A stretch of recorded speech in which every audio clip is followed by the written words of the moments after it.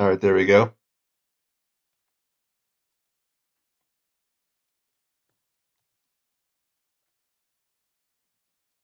So yeah, we're already live now. Oh, okay. Well, hey everybody. Yeah, we're not on Discord. We're using a program called Mumble. Why we didn't use the Discord service?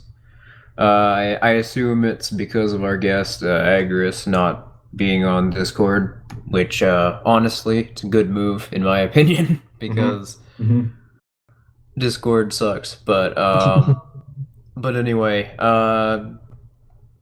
yeah, we didn't really have a particular subject to talk about other than I found this article that I sent to Heretic about the former New York Fed chairman claiming quote the Fed's ability to continue engaging in stimulus, which is basically just another term for quantitative easing, which is code for print more money and loan it to white market investment banks to create to then manufacture loans to create the impression that productivity is occurring. But it's how the state is able to create the impression that half the country is currently not unemployed right now. But anyway, um, that apparently even Fed employees are beginning to get cold feet about the situation and are slowly realizing sort of what we've been talking about since the beginning of the year. That Yeah, for those who haven't seen before, that the lockdown that we're having right now was the state basically trying to control the amount of dollars which enter into circulation because 22% of all US dollars in circulation globally were printed this year alone. Um, this it That was specifically the state trying to manipulate the market so that that didn't instantly cause a global depression. Um, but at the same time, them doing that has of course led to like a real unemployment rate of 39 to 40%. So that definitely is an example of a contradiction in political economies. But then again, anybody who understands the concept of stagflation could tell you that you can't sort of prescribe these rates and expect everything to work out because there are things which actively contradict one another in the premise of planning. That's not even getting into the question of what would be the best way to study market behaviors. There really isn't much But more. There really isn't much more for at least for me to add on to that, other than just to observe just how quickly the federal government's ability to maintain even the premise of their ability to maintain the government at all is quickly starting to diminish. It's rapidly falling apart in real time. And when the people whose careers are outright invested in maintaining this fiction at all are even starting to imagine it, you can easily see that you can just try to imagine what the atmosphere and the business environment must feel like out in these Fed buildings. If I'm pretty sure anyone who's ever worked at a white market firm or even a sufficiently large and hierarchical uh, any sort of white market business, especially for like a big corporation, will know that people at the bottom of the totem pole, the day-to-day workers, the hourly workers, will typically have a very, very strong understanding of the business environment just simply by sussing out how responsive their immediate superiors are to their requests, the amenities provided, and you can easily figure out just how well the environment or the situation is just from having conversations with those people and asking just a few questions. And a lot of times it'll be the same patterns over and over again. A business that does really well is typically very generous with their employees. Their paychecks are received on time. There's the break room is usually very stocked, assuming there even is a break room.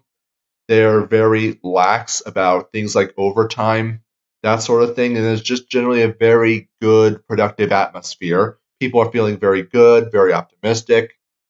And then as things start to deteriorate, management starts to become a lot more stingy with their resources. Things which previously used to be taken for granted start to become problematic and tricky. For example, management that typically didn't care about overtime pay suddenly became very anal about hours. The break amenities in the break rooms start to become less and less prominent.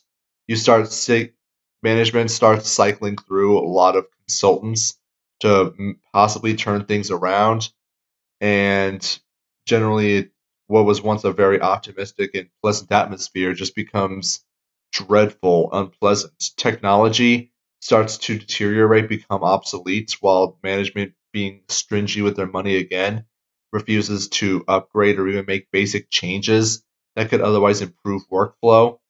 Old problems really start to pile up, and I can imagine that even so far as it's a government agencies are even so far as government agencies operate in this way in general, that it's probably gotten worse. And to make things even worse, it's like whenever a firm does start to spiral downwards in the ways I previously described, management will always try to put on a smiley face, trying to say like, yeah, everything's just good. We're maybe just going for a little bit of a slowdown right now. But all this to point out that this is just my entire speculation about what I think the environment or the working environment is in these Federal Reserve banks at the moment, where you're kind of just every employee, all the way up to the chief, is or kind of feels like that they're going to their jobs are going to get axed at any moment now, and they're just doing everything they can to just not die, metaphorically speaking, of course. But yeah, I've what I was referring to earlier about the constant debt cycle being used to sort of stimulate the political financial infrastructure, coupled with how the state deliberately suppresses production in order to try and stop those debts used to prop up the financial system from defaulting. That's an example of what has been referred to in some Austrian circles. Mainly, I heard this articulated by Kevin Carson recently on Roderick Long's stream. He has a channel called the Agoric Cafe. I'd recommend subscribing to. But he did an interview with Kevin Carson, and Kevin Carson was referring to crisis tendencies in political economies, and I think that would be a primary example of one, where in order to sort of prop up the political infrastructure of the legal market that the state has sort of created around its interests and the interests of its political partners, um, as noted, central banking is sort of necessary because that system, since it works entirely around aggregates, and since the state fundamentally is requiring its costs to be externalized onto its political partners because the state doesn't actually produce anything. It just coercively appropriates the resources that are produced. It creates sort of a codependency between the state and its political partners, and in the legal infrastructure of industry that it's created, the white market, so to speak. But in order to sustain that, they need a sort of prescriptive financial system. In order to maintain that, they need the ability to sort of centrally plan interest rates, for lack of a better way of putting it. The whole concept of quantitative easing and setting the interest rates for every bank in the market to operate around.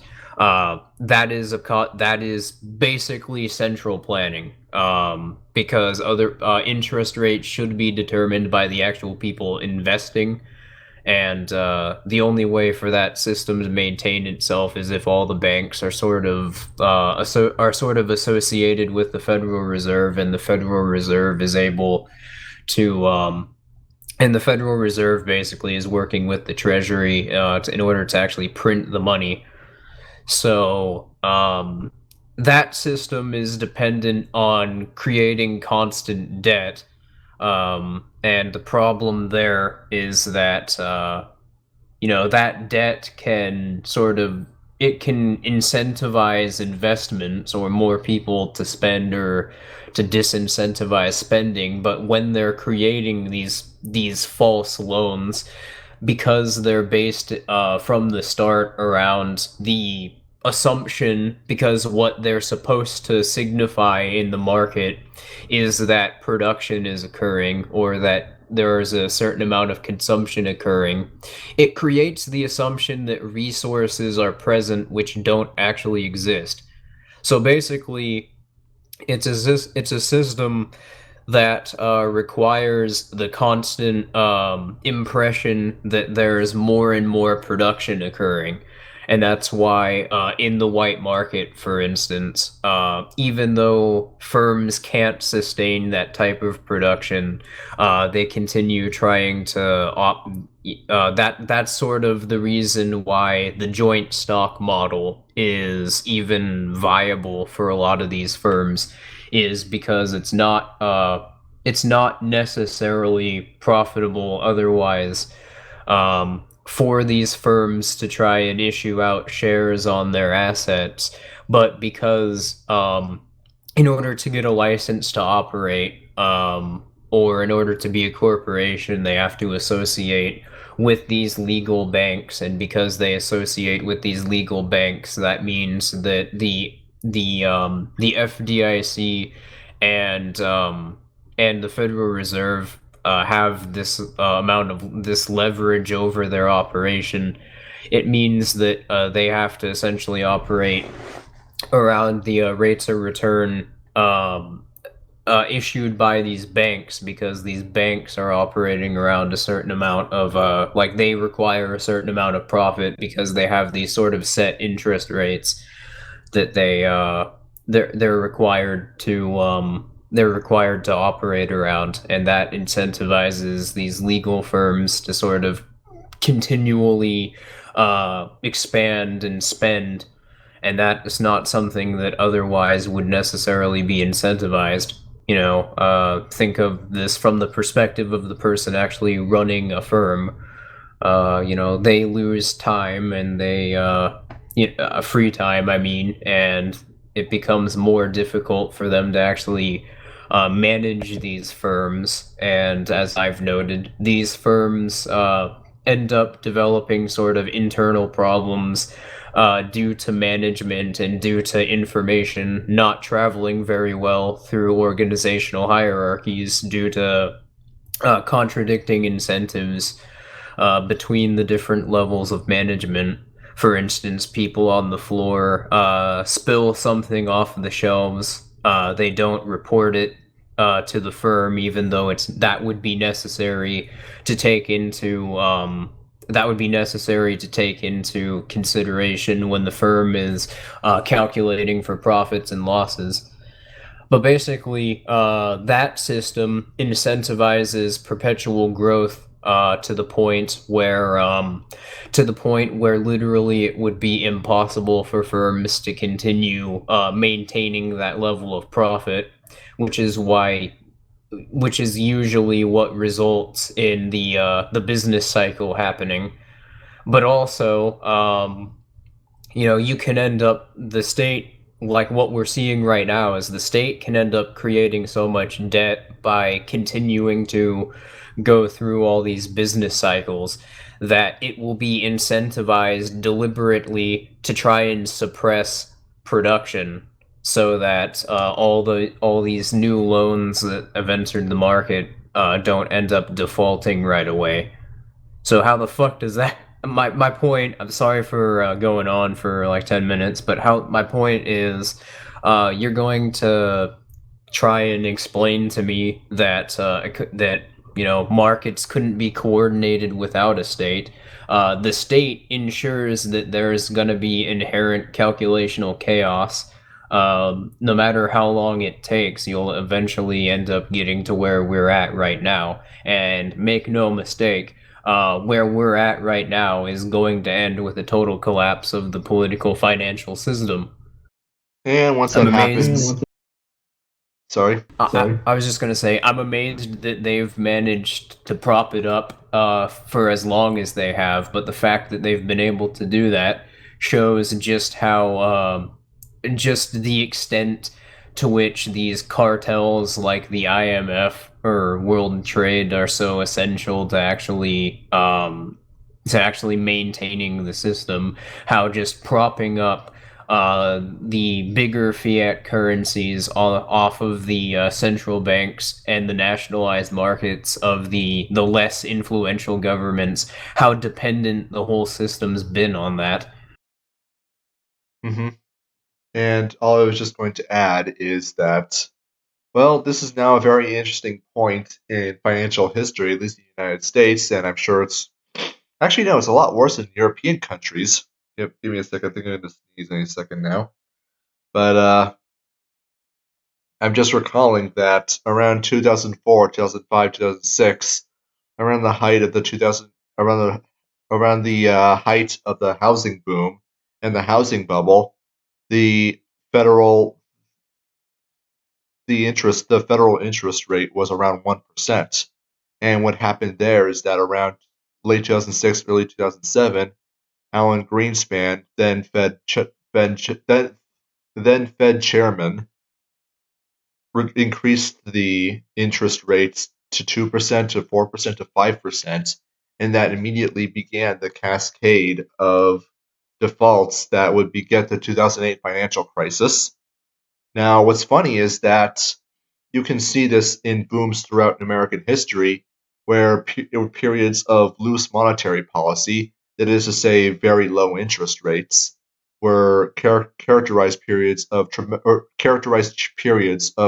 financial or a tremendous economic growth as part of the business cycle. However, what's interesting is that we've never really recovered from the 2008 financial crisis, and growth since then, insofar as economic growth could have been said to have occurred, has been done either through the manipulation of statistics, such as increasing the amount of spending that the United States federal government does as a percentage of GDP, and because federal spending is counted in GDP figures, its increases can therefore be recorded as economic growth. And similarly, that they take other metrics, for example, unemployment figures, they change how that's counted to the point where people have stopped working, looking for work, are no longer counted as unemployed, and as a result, it can artificially deflate the number of people who are considered unemployed. And those are just very basic, very common metrics that you'll see in the mainstream media today. Now, with this in mind, with the 1% interest rate in mind, everyone I think can see around the like just how anemic, how weak the economy is, how expensive things have gotten when they go to the grocery store. And there is overall just this general feeling of discontent that things are just bad and things are only going to get worse. No matter what Donald Trump says to try to get his way into get his way back into the White House, that we're the strongest economy ever, or however he says it, like we are in the strongest economy ever. I think I've never done a Donald Trump impression, so it's probably On terrible. Honestly, I don't. That sounded more like Ben Shapiro than Donald Trump, Honestly, this is the best economy ever, you guys. I mean, seriously. but just what I was gonna say is, yeah, I think the people who say that honestly aren't really thinking about what they're putting forward, or at the very least are they're engaging in cognitive dissonance to try and justify that perspective. Because you never hear that from anyone other than like the diehard Trump cultists. And yeah, like that this is the getting to the point where like you could just walk around your neighborhood and you can see that this is obviously not true compared to even a year ago. You know, you can walk down your street right now, less activity is occurring. More businesses aren't able to operate around the same hours that they would have been. Shelves are emptier. A lot more businesses are closed. I think it was like millions of businesses even before this was even before the COVID situation started. It was like 2 million firms filed for Chapter 11. But yeah, I can't even imagine what that is this year. Oh, Honestly, I'm sure it's absolutely horrendous. But my point of bringing up the interest rates is that, well, at 1%, we had the housing boom, which is at least the most significant point of prosperity in the business cycle, at least in history, which is kind of funny when you realize that that was 15 years ago. But nowadays, we have a very anemic, weak, and stagnant economy, and it's 0.25%. Oh, crap, that's not good. what? Nothing, it's just that things froze. Oh, okay. But And yeah, just we got back. a super chat from Brocron Zero. When is Oh, nice. When is Sircon getting out of the military? When is he coming back? I don't know if you have been in the Discord channel because he's been pretty active there as of recent, and I don't want to say what's going on with him, but if you do want updates, he's in the voice chat pretty regularly. Just come in tonight and he'll show up eventually, and he'll be more than happy to tell you. If you need a Discord link, just let us know in the chat, and we'll be sure to get one posted there. But yeah, appreciate the super chat, man. Really. Hmm. Anyway, I don't know if you were done with what you were talking about before, I was but just I was just okay. pointing I was just pointing out that the at a 0.25% interest rate, I mean they have to do that nowadays just to maintain the status quo, which only showcases just how absolutely weak and anemic the economy is. We know that they've been talking about getting it to at 0% or lower. I mean, Trump a couple months ago was putting a tweet storm trying to pressure the Federal Reserve to get to negative interest rates. But we know they can't do that because, according to modern monetary theory, negative interest rates are only sustainable if you have a tax on pensions, which is something that everyone absolutely needs to keep an eye on. That if they start making proposals, that's a red flag right then and there. But the real scary part is when they actually start putting that proposal into policy.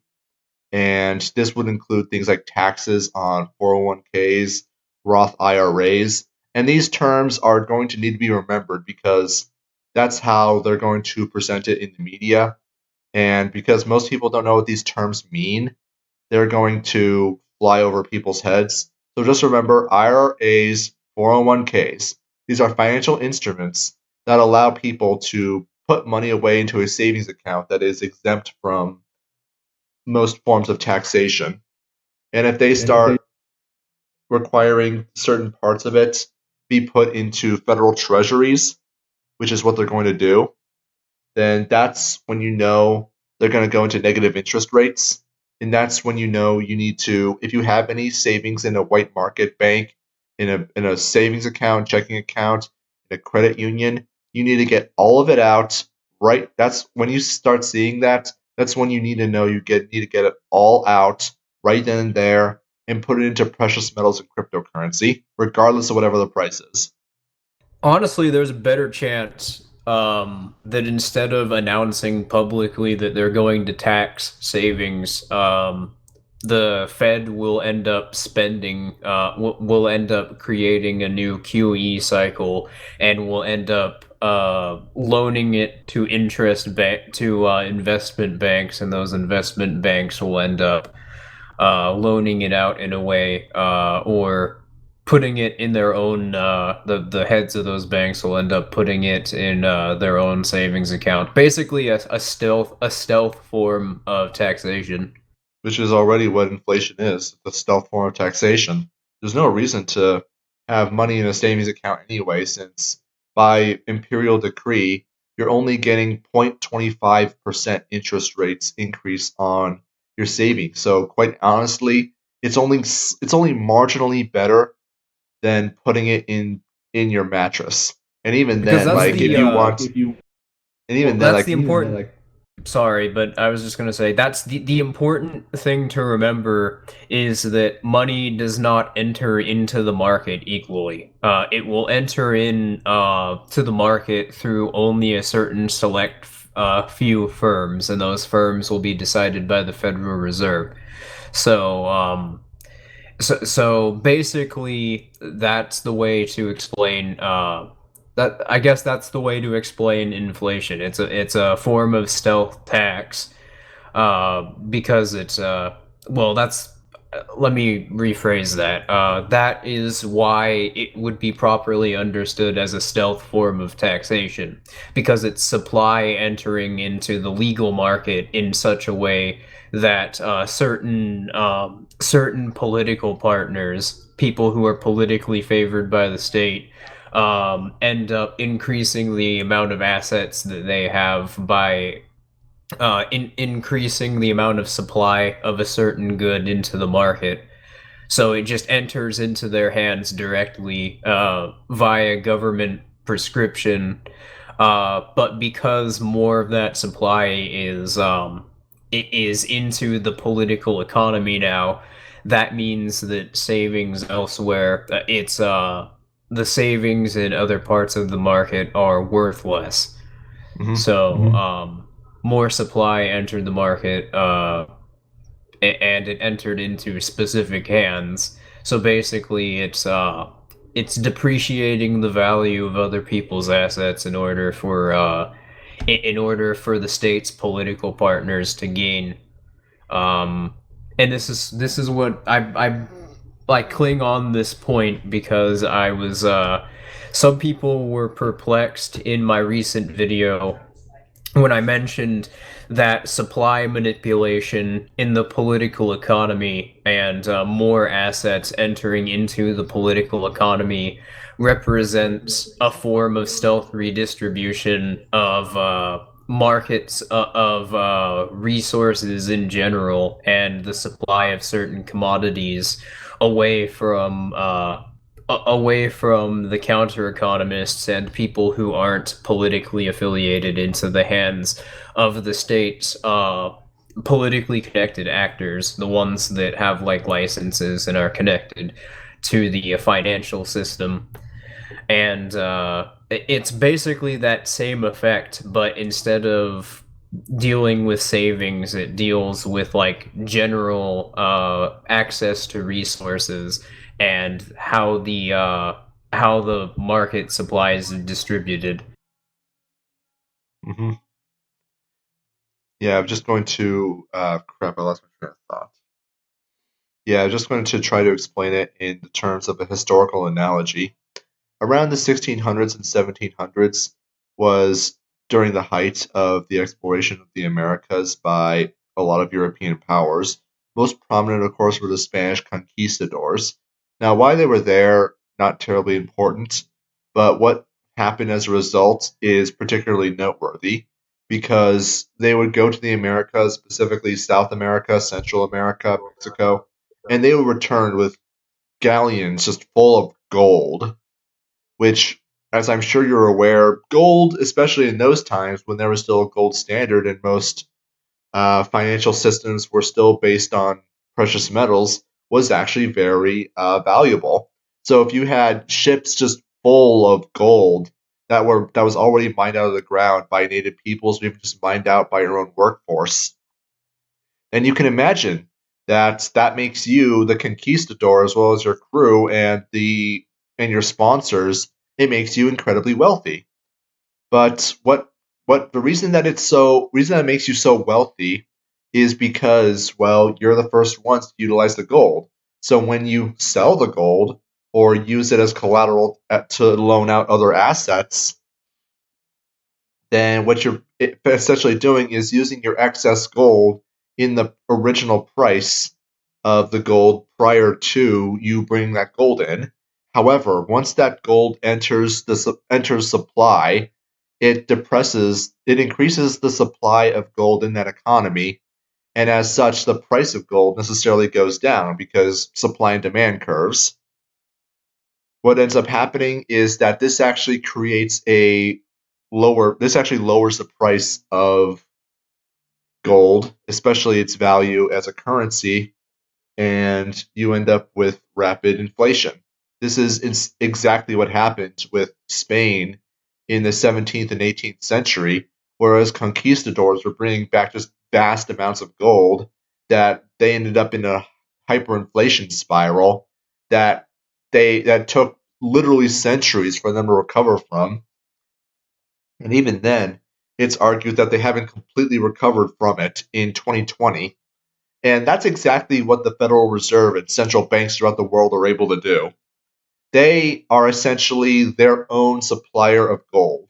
They're their own conquistadors, and they can take their philosopher's stone and essentially just create gold, again metaphorically speaking, and then give it to whatever firms that they deem need it the most or need it the best, and they can use those that gold they can then use that gold and sell that gold at the price that the gold was at before the money was even printed in the first place, because the economy is not yet aware that this excess amount of money exists. And that's why this kind of crap happens, and why the Federal Reserve, well, does what it does. For sure, inflation is very much a tax on savings. It devalues the currency as it currently exists, but it's the kind of thing that the federal government and the Federal Reserve absolutely needs to do in order to maintain their hegemony of control on people's assets, their finance, and their, well, lives. Because if you control their money, you can essentially control the person. Indeed, but yeah, I guess we went on with that topic. We could go on further, but the topic of the stream was supposed to be morality, and that's what Agris wanted to talk about. So I suppose we can move on there unless people in the chat had anything to say or any questions.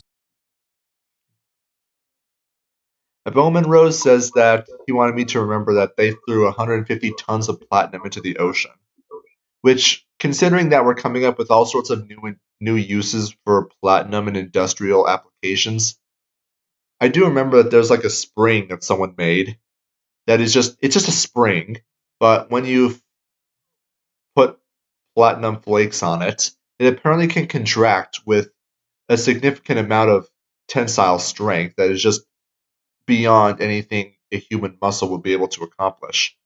Not to mention that I know that there is a new alloy of gold and platinum that is supposedly extremely scratch resistant, like more so than And any it other material that exists. And I can just and it imagine there's all sorts grows of other stuff. diamonds. It grows diamonds when it reacts to condensation. It's phenomenal. And anyways, Agris, are you there? Yeah, I'm here. Yeah, okay, good. So before the stream started, this isn't the topic you wanted to talk about. This is what I was talking about, but we were on this topic before about morality in general and how it relates to an anarchist society. Now, I think we're all pretty clear on the concept of ethics and the difference between ethics and morality. But I think it is important to talk about morality, since I think it's going to have a bit more impact in people's day to day lives in an anarchist society. Ethics really Well, only matters if you have an opposing claim to someone else and you're not able to resolve that among yourselves. Well, ethics only really matter from both an academic perspective, but also from the perspective of understanding, specifically sort of the base of like what would be a justified way to act and what would be the way in which you could defend your rights. Uh, like the way that you could argue in defense of yourself. Because Mhm. ultimately, that's it properly understood. Uh, what a right is in actual practical application is just it's something that you could demonstrate is justified in response to someone else acting upon you, um, using and act if you, in terms of actually justifying in terms of actually defending your rights. That's pretty simple. It's the use of violence in self-defense. The question is just what self-defense is. Mhm. And so I suppose morality would be the more important question because morality is more or less just the way that people apply this in their day-to-day lives, and I suppose it could be understood as the praxis in which one uses to try and undermine the things that stand in our way currently from actually having an ethical free society like the state's political economy, for instance, and the actors in the political economy that try and engineer all these incentives that make it more difficult for us to defend our rights on a day-to-day basis. Mhm. And so the topic I brought up before the stream started was the problem of animal cruelty. Now it goes without saying that if you're being cruel to someone else's animals, someone else, or if someone owns, say, a herd of buffalo, and you just start kidnapping them and skinning them alive, and then leaving the corpse to rot, that's obviously unethical. But if you own animals and you are cruel to them, well, strictly speaking, since the animal is your property, you are free to do to them whatever you wish, including to They, dispose of them however you see fit. yeah, ethically speaking, there's no conflict there because animals, assuming that we're speaking strictly in the context of living beings that don't have sapience, like a dog, for instance, or yeah, they're not moral agents because they don't possess sapience. Oh, he left the chat, but they don't have they don't have moral agency, therefore they don't have self-ownership. So it wouldn't be there wouldn't be any sort of problems with justifying aggression against them. Hmm. Well, it wouldn't. It more precisely, it wouldn't be aggression. And by justification, I'm not referring to the morally loaded sense because that's a straw man argument that a lot of nihilists cling to because that's just an exploit that exists due to the annoyingly ambiguous nature of some aspects of the English language. But I'm referring to justifiability in concept. On a conceptual level, like how do you verify these principles? Well, we verify the we know that self-ownership's valid because we know that moral agency exists. We know that moral agency exists because free will exists, and the reason why it logically follows that self-ownership exists because of moral agency is because moral agency necessarily brings into question the study of the study of ethics, and self-ownership is a product of ethical study. It's an aspect of it. Hmm. But yeah, so I don't necessarily know if I want to if we need to continue this because Agris left, but it is an interesting thing to make note of since yeah, this is kind of a common question. Even though that it is unethical well, even though it is ethical, or it's not necessarily wrong in an ethical sense to kill an animal. Um, that doesn't necessarily mean that it's something that you should go out and do or that it's endorsed by libertarianism. If you're concerned about people doing that, for instance, you could I don't know, start an organization or create something that would disincentivize people from doing that, or would allow you to stand up for the rights of animals, so that so that animals could have a bit more leverage in defense of people acting violently against them. And this is exactly why I wanted to broach the topic.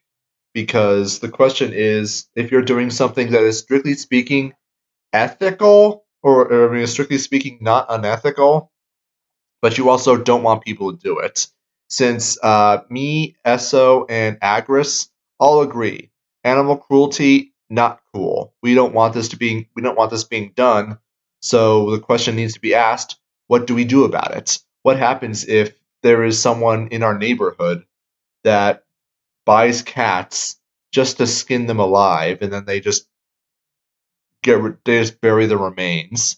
He doesn't That's a bother any. concept called that's a concept called grounds thickness, by the way, and it's exclusive to the Aristotelian take on libertarianism. Because if we were approaching this from the Kantian approach to the NAP, they wouldn't be able to take into account for things like this. They would just look at they would just look at the NAP as though it exists in a vacuum, and then deduce from its existence what are and what would or would not be permitted, and then just argue from that narrow perspective what they would be for or against. Mm-hmm. Now, as I was just asking, like, what do you do about it? Well, Esso did give an example. You can organize locally to create incentives that that disincentivize certain behaviors. More concretely, what you can do is, well, in your own life, you can disassociate from people who do these things. You can encourage other people to disassociate, because I know, at least in the United States, it's going to be hard to people who are willingly going to tolerate cruelty to animals. And so you can easily create a social norm that that is selective against these kinds of behaviors that you would find taboo. That you just, if you're acting cruelly to animals, yeah, we don't want you here. We don't want to associate with you, and we want you to go anywhere else.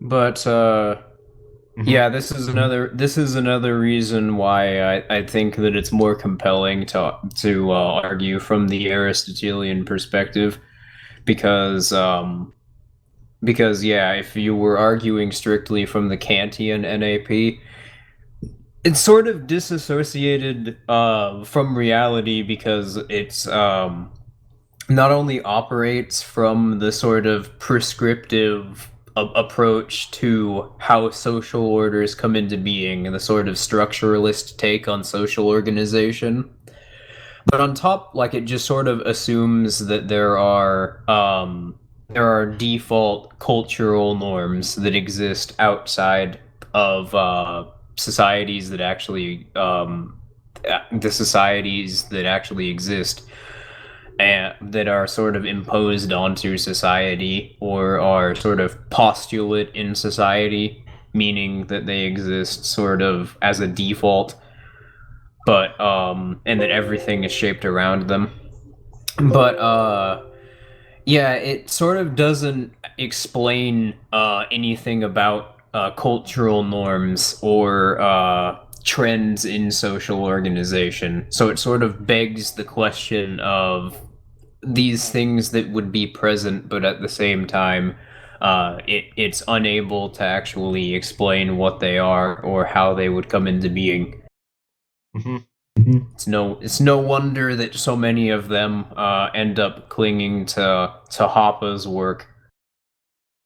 And that's why you end up with the kind of situations that you see today. A Kantian would just simply look at that and just say, uh, is animal cruelty violating the non-aggression principle? Well, no, it's not. Therefore, uh, it's completely fine. Which, at least to me, and I'm pretty sure you would agree, does not. And I'm pretty sure you would agree would not make any sense whatsoever. Culture is not something that's prescriptive on the basis of something higher being imposed upon other people. And I would imagine from the Kantian perspective, the extent of human behavior and human culture is going to be dictated by the non-aggression principle, and that's as far as it goes.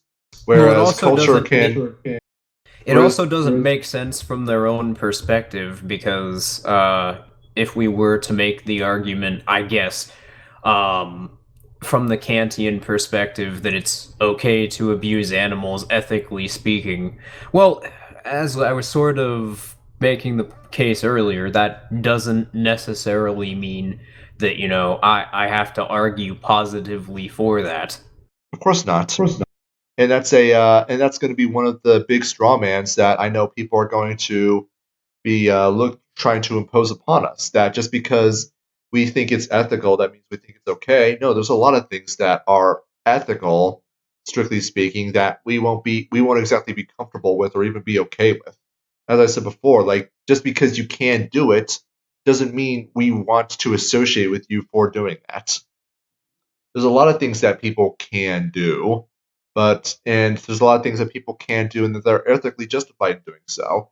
And However, to clarify, I am also a moral agent, and I have the ability to associate with people and to not associate with people. And if they are doing things that I perceive to be detrimental to my interests, which include engaging in behaviors that I deem to be immoral, then I can just simply disassociate from them. I'm not obligated to violating the non-aggression principle by disassociating from them in such a way that harms them, and therefore my disassociation would be unethical since they didn't do anything unethical.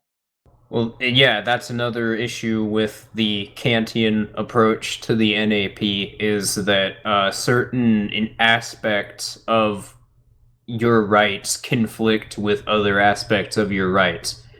Um, we were watching. I shared this with Heretic the other day. This pretty terrible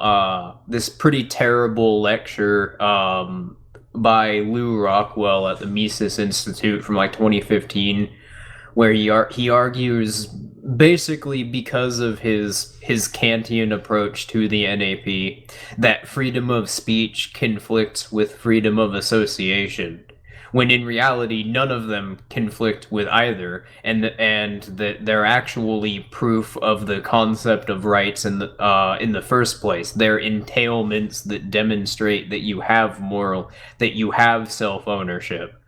So how the fuck do they conflict with one another? That Lou Rockwell lecture, honestly, I kind of pushed that out of my mind because all I remember about it is that it was so bad, and I did just want to forget about it because the fact that he can even be associated with libertarianism just honestly makes me sick. And the only thing I remember about it is that I was actually physically disgusted by the kind of stuff that he was The saying. Yeah, the title of the lecture I'm referring to, by the way, is called "Open Borders: A Libertarian Reprisal," and he's making the argument that you're probably assuming that he's making, because he also is a Hoppian, which Hoppianism is it's basically peak thin libertarianism. Feudalism is okay as long as as long as it's voluntary, as long as it's contractual. I mean, And of course, the contract is entirely unilateral. So just as long as your feudal overlord says it's okay, then Yeah, yeah, that's it's okay. why. That's So why I clarified let me just contractual and not voluntary, because it's not voluntary since it's a unilateral standard, meaning that there's no way it could be contested. let me hold on a sec. Let me do something. You can continue speaking. I'm gonna work on this for a second. You might hear my mouse clicking or my mouse clicking. Oh, okay. Well, God, I was gonna say something earlier about. Oh, now I remember. Sorry, I lost my train of thought for a second. But yeah, to clarify, we're not arguing from the perspective of ethical relativism. We're arguing that ethical concepts have conceptual entailments, and because of conceptual entailments, we should look at sort of proof of the ethical concept as something that's entailed rather than deduced from the concept just existing in a vacuum. So, if we were to look at the NAP, for instance, the question we should ask is not what does the NAP tell us. It's what are the steps in justifying the NAP, and are they logically valid? Mm-hmm. And by the way, I just posted a thing on the stream now. You can't see it, but essentially it's just I wrote down "I now own your house" with my mouse handwritten signature on it. Oh no, chat.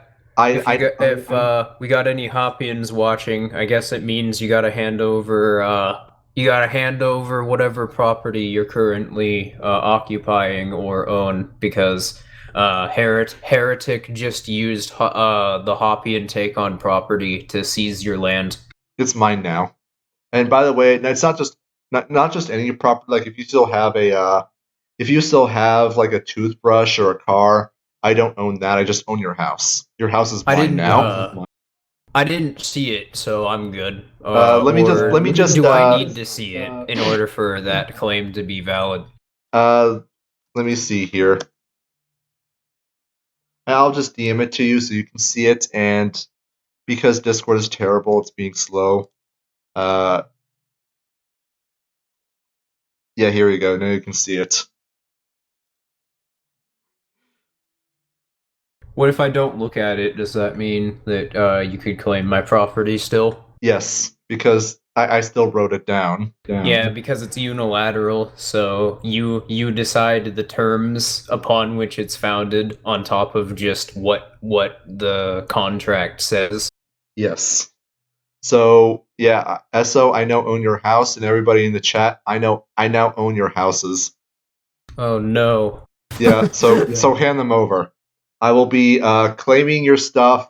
Honestly, I probably won't even do anything because I don't know where you guys live, and I'm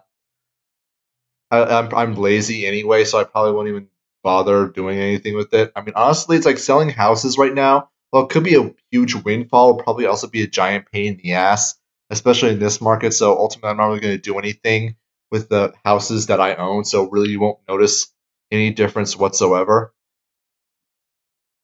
So yeah, I that's basically the problem with unilateral contract theory, which you have this kind of situation where I can just in MS Paint in less than 1 minute write down any kind of contract. I can claim it. I can write down any set of terms, put my signature on it, and by the way, my handwriting probably actually does look like that IRL. I just wrote that down on the mouse. No, and by the way, Patrick Rooney, no, I am not. You are not my chattel. The contract just says that I own your house. I don't own you as a person. So you're fine. It's just that you got to give me your house. But what I was saying is that yeah, you can basically put down whatever terms you want into your contract. Simply claim it's a contract, and thanks to the thin libertarian position on contract theory, there is the burden of proof to demonstrate that it is an invalid contract is ultimately But it's on the pragmatic. individuals. It's ultimately on the victims of the unilateral contract to demonstrate that it is invalid. Which, I mean, can you demonstrate that this is an invalid contract? I mean, I wrote it. I said I was writing it down, so there are multiple witnesses. This is a valid contract. Plus, that's my signature. I mean, it's a terrible signature, even by my standards, but it's a signature. Pragmatism, heretic. Well, I pragmatically need your house, so hand him over. God, that's probably gonna be one of my next essays. The concept of pragmatism. I honestly am. I've come to reason that it's as big, if not more of if as much, if not more cancerous than Platonism, which is not saying much considering that most that pragmatic philosophy is based on Platonism. Well, I mean, pragmatism. The fun thing about pragmatism is it's just whatever I say it is. Properly understood, pragmatism would better be, more accurately be referred to as praxis relativism, because that's ultimately what it is. Seems about right. And I see, let's see, Cultural Tad in the chat says, "What if I don't sign it? Your signature is not required since your consent is not necessary." Yeah, the terms are unilaterally decided to. You looking at the contract is proof of consent. It's it's what will be referred to in the SCP Foundation as a cognito hazard. Just simply gazing upon it means that it is now valid and it is now present. So yeah, I now own your house. Now Max is actually making an interesting comment because he's saying that I either haven't read I haven't read I haven't read Hop or Rothbard on contract theory, or that I don't care about lying to the audience. You haven't read Rothbard on contract theory if you think that Rothbard agrees with Hoppe on contract theory. And no, I'm not talking about post 1985 Rothbard. I'm talking about confiscation in the homesteading principle Rothbard, which is the actual essay that he wrote about the homesteading principle. Mm-hmm. And that's basically Rothbard's homesteading principle. Well, he approached from like the concept of ethics that I was describing earlier, which, long story short, is it is a subject within the philosophy of within the study of social organization, which attempts to explain what would be the justified ways upon like what would be the boundaries upon which moral agents could act upon one another. And homesteading would be a concept within from that perspective. According to Rothbard, homesteading is what you could defend. And if you claim an unowned plot of if you claim an unclaimed plot of land, if you could show that you own that land, like if you fence it off, for instance, you can define it as your land. And if you could defend the land, then you could claim it. And of course, but I think people sort of misunderstood that. And I think Rothbard also kind of got a bit more shaky in his later work because he seems to go along with just the idea that exclusive ownership could never be aggressive. Even though literally the libertarian skepticism towards the state is that it's an organization attempting to exclusively claim dominion over everything in society.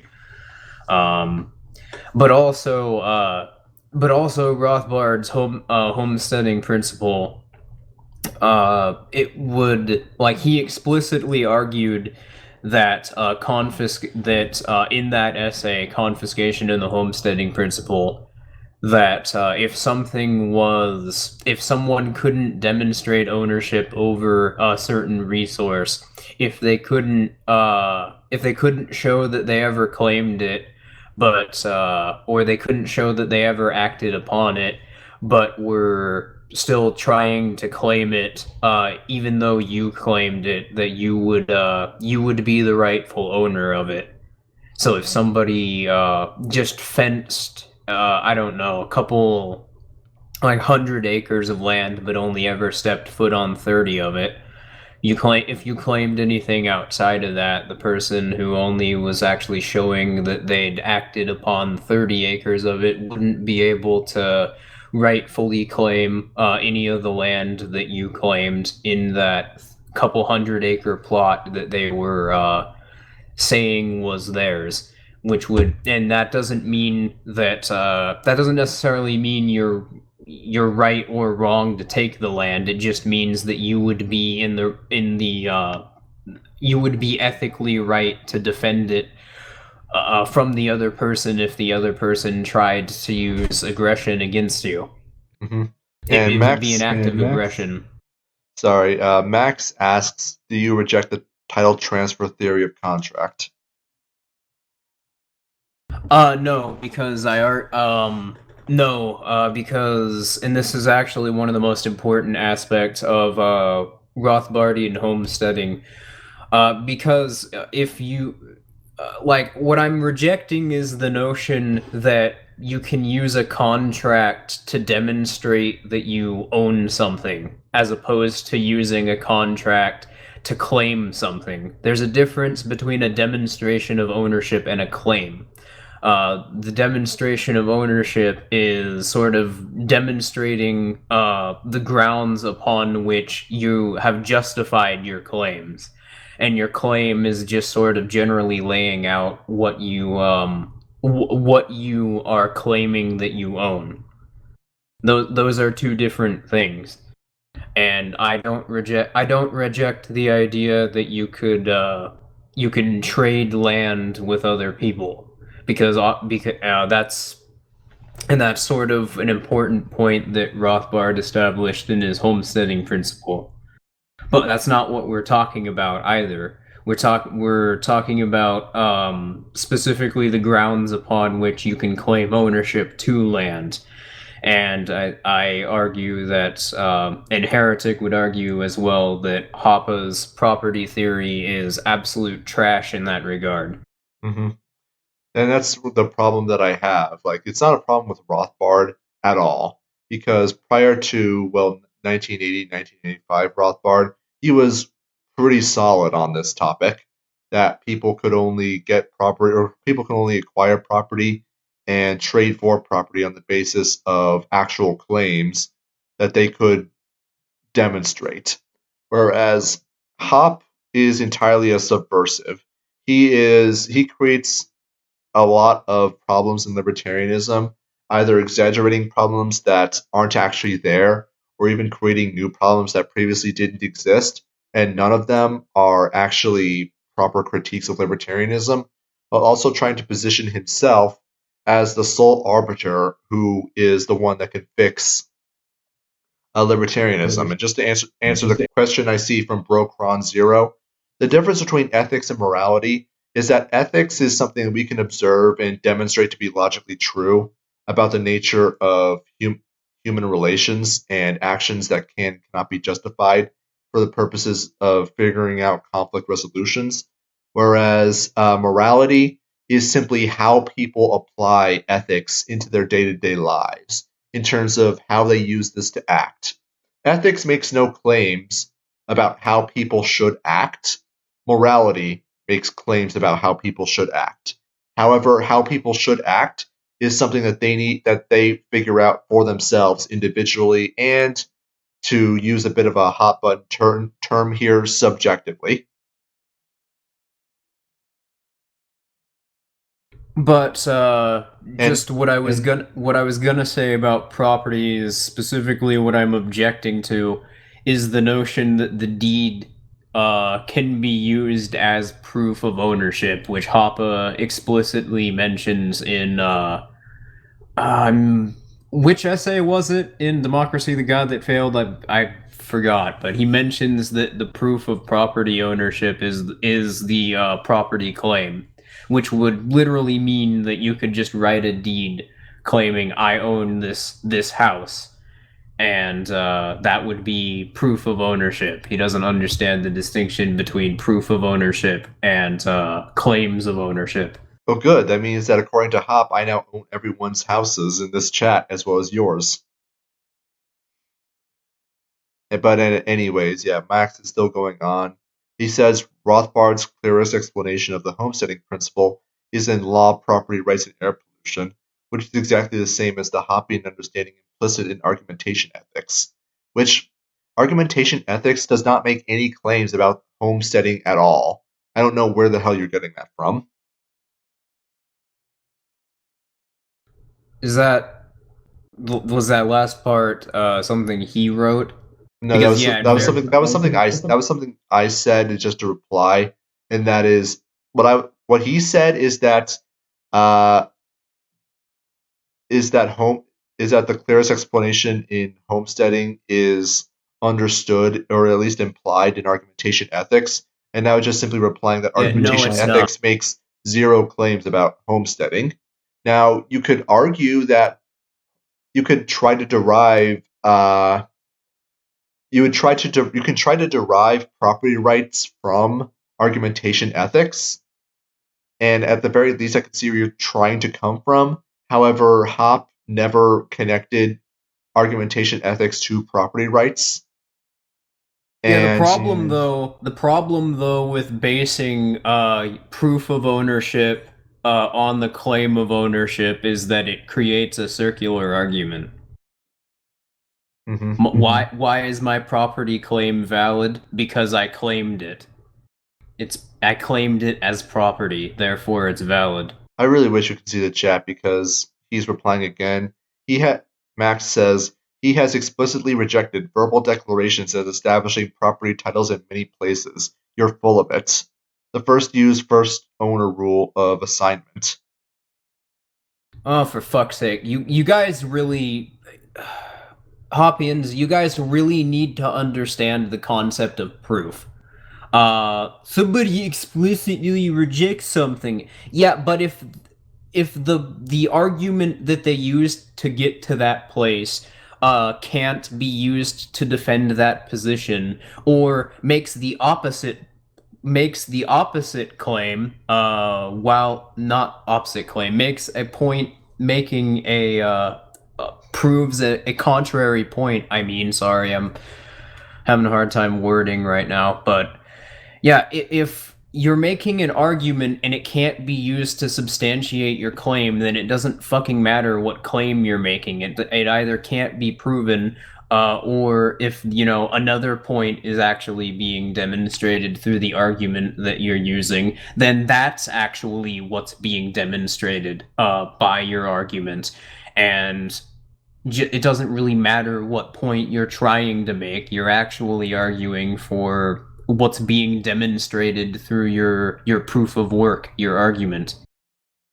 The problem you can't just say, well, Hoppa explicitly supported or rejected this. I really don't fucking care what he claimed. What I care about is the argument that he's making. Claims are completely fucking toothless unless there's proof substantiating them, or you can actually show that claim is what's demonstrated through the argument. Now, so please stop responding with, well, Hoppa said claimed this, or Hoppa was explicitly in support or denouncing this position. We covered that in the essay. It's not a valid line of argument.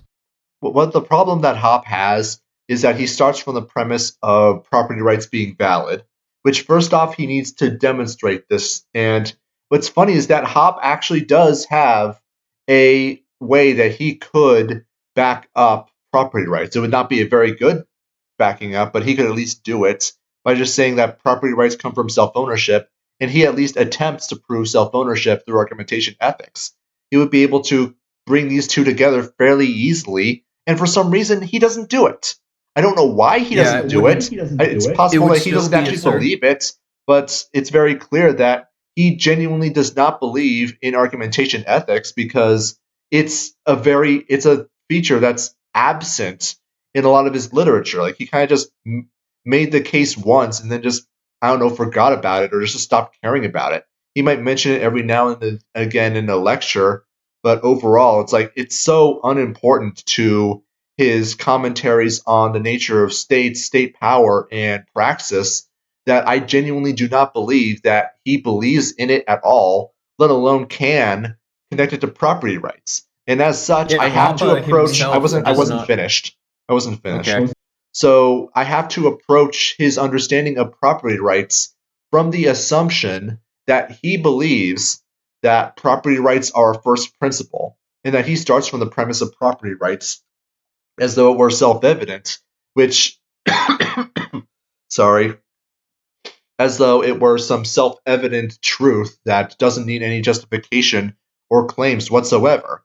The problem is that it gives no ability to solve any rivalrous claims to property. If two people, to use the example that Esso likes to use, if two people have a claim or have a rivalrous claim to an apple tree, one wants to use it for shade because they enjoy it, another person wants to cut it down and use it for lumber. Who do we know? How are we supposed to figure out who has the superior claim? Well, according to Hoppe, because fundamentally he provides no framework by which that conflict could be resolved, the only way it could possibly be resolved is arbitrarily.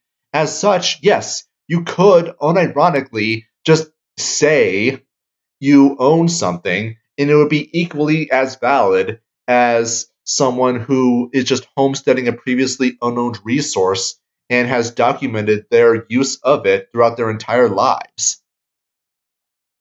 But Hoppe, I mean, but Heretic Hoppe said that fucking his argument does make that case. Hoppe specifically denounced the idea that his argument can't make that case. Oh, so Hoppe doesn't understand his own ideas. Who would have thought? That's such a surprise. I mean, it's not like he has a track record of completely ignoring his own ideas and being inconsistent within them quite frequently. All right, so I don't know. I guess we could continue responding to comments in the chat. It's a Halloween stream, and we haven't even acknowledged that it's Halloween. Or do you guys want to? Do you guys want to end? I actually gotta get going, so we do gotta cut this stream short, unfortunately. Yeah, this was supposed to be a Friday stream, but yeah, I got dragged into something, so I wasn't able to make it. Yeah, it's all right. So yeah. Anyways, Hoppianism is absolutely retarded. Thin libertarianism has fundamentally no ability to describe morality whatsoever, as well as is fundamentally going to be very inconsistent within their own ethical framework. And the Fed is slowly realizing that they're running out of their ability to stimulate the economy, and I own everybody's houses now. So with this in mind, I think we're going to cut the stream here. Thank you, everyone, for stopping by, Yeah, and we'll see really you on. appreciate it. And we'll see you on Tuesday. Bye.